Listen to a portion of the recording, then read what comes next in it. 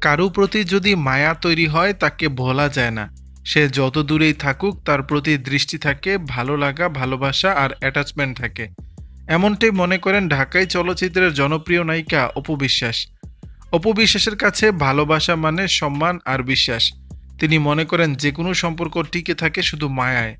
সম্প্রতি একটি ভিডিও সাক্ষাৎকারে সম্পর্ক টিকে থাকার কারণ হিসেবে অপু বিশ্বাস বলেন, মায়া এমন একটি জিনিস, সংসার জীবন হোক, সন্তানের সঙ্গে বাবা মায়ের সম্পর্ক হোক, বন্ধুত্ব হোক কিংবা যে কোনো সম্পর্ক যার প্রতি মায়া সৃষ্টি হয়, সে যেখানে যত দূরেই যাক না কেন তার প্রতি চোখ, ভালো লাগা, অ্যাটাচমেন্টটা থাকবেই।